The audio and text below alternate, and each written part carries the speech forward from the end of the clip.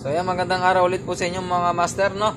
At welcome back po ulit sa ating mga video tutorial. So ang mga tutorial ko ay both ko nang ina-upload sa Facebook at YouTube channel. Sa YouTube channel natin, patuloy na dumadami yung ating subscribers.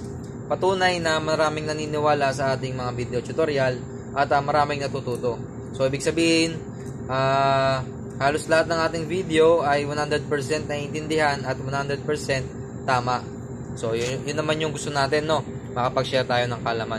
So ngayon naman mga kamaster, ang share ko sa inyo ay paano ba mag-wiring ng 3-way switch, 4-way switch. So paano ba yan, no? So napaka-importante nito kasi ito po ay isa sa mga trade test ng pagkuha ng NC2 or kung papasok ka ng electrician sa isang company. So kadalasan 3-way, 4-way switch. Sobrang dalang na po ng stop-start, forward reverse, Y delta na pinapatrade test. So yan ay mga pan-technician na, no? So iba na yung salary ng mga yon. Pero kung ikaw ay basic electrician, ang na-apply mo, so ito po yung inyong trade test. At kung gusto niyo mang matuto ng motor control, meron po tayong mga video tutorial niyan. So punta lamang kayo sa aking YouTube channel. So marami tayong video tutorial na mabilis maintindihan, no? Para talaga yon sa mga baguhan. So ngayon mga master, start na tayo, no? Pero gagamit lamang tayo ng 3-way switch. So kahit gumamit tayo ng 3-way switch, gagawin pa rin nating malinaw tong video tutorial na ito.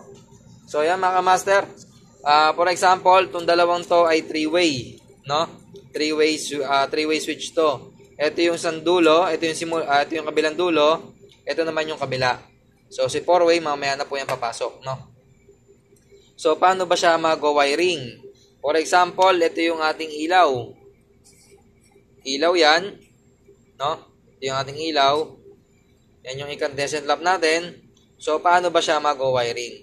So syempre, si line 1, diretso na po yan kay ilaw, no? Line 1. Si line 2, diretso po yan kay switch. So sa likod ng switch mga kamaster, may mga numbering or tagging. Yan po ay si 0, at saka si 1, at saka si 3. So mandatory po yan mga kamaster. Lahat ng 3-way switch, meron pong numbering at tagging. So hindi pwedeng walang tagging at numbering po yan. So si line 2, papasok po yan kay 0. At paglabas po niyan, meron po tayong tinatawag na wire na. Ang tawag po natin sa wire na yun ay traveler. So sa traveler, so i-drawing muna natin yung diagram ng kabilang switch. Ito yung kabilang 3-way switch, no? Drawing tayo dito ng 1 at 3 din. Tapos ito yung 0. No? Same po yan mga kamaster. Ngayon, si traveler mga kamaster, lumabas na po yan ng switch o ng utility box. Saan na siya pupunta? So, ganito po yan. No? So, yan. Si traveler na 1-3, pupunta po yan sa kabilang 1-3 ng kabilang switch. So, takpan natin mga kamaster, ha. Ito yung 3-way switch, kunyari. So, yan, no? Yung 1-3 nito, pupunta sa 1-3 nito.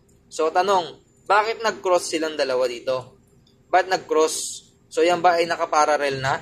Yan ba ay naka-terminate? So, hindi po mga master, no? Hindi po yan terminate. Magkahiwalay pa din yan.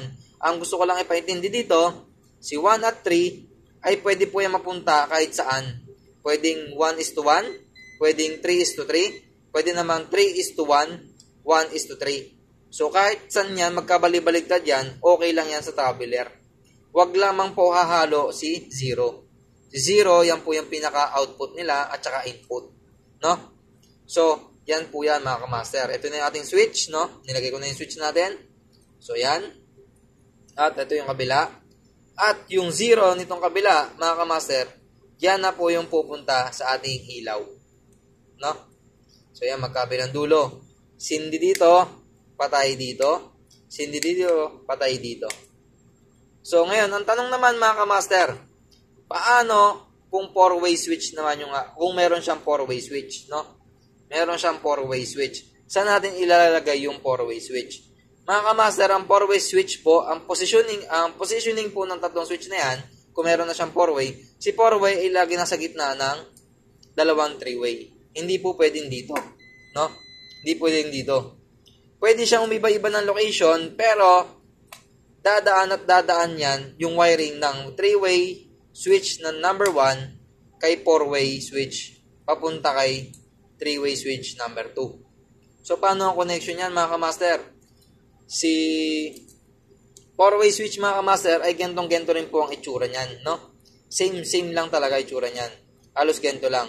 But, yung pinagkaiba, mga kamaster, ito yung, kunyari, 4-way to. Ito yung terminal ng 4-way. So, si 1-3, papasok po yan dito. Dito. At yung kabila naman po niyan, output, ay dito naman, papunta sa kabilang switch naman. No? Ito si 1-3. 0. Tapos to ay si 1-3 at 0. No? Connection yan. Line 2, kunyari, line 2. Tapos ito naman ay yung papunta na sa ilaw.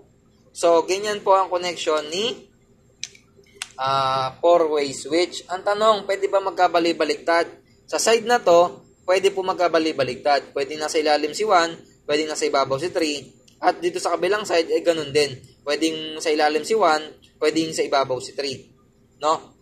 Ang bawal lang po magkabaliktad ay ito, itong dalawa. For example, itong 3 na to, dito muna ikabit sa terminal na to. Tapos itong 3 na to, dito naman sa kabila. Yun po ang bawal. Basta left to left, right to right po ang kay 4-way switch. So, ayan po yan. Ito naman si 3-way. No? 3-way switch po. Yan. Yan po yung kanilang positioning. No? Sinde, patay, sinde. Patay, sinde, patay. So, ganun po yung kanilang sequence. So, yan mga kamaster, ganyan lamang po kadali mag-wiring ng 4-way switch, 3-way switch, at napaka-importante na maintindihan nyo yan dahil kadalasan sa trade test, yan po ang ginagamit, no? So, yan mga kamaster, sana nakatulong tayo sa ating mga kapatid na electrician dyan, no? So, comment down below lamang po kayo kung meron pa kayong gustong ibang matutunan sa electrical at titingnan natin kung kaya ba nating ituro yan.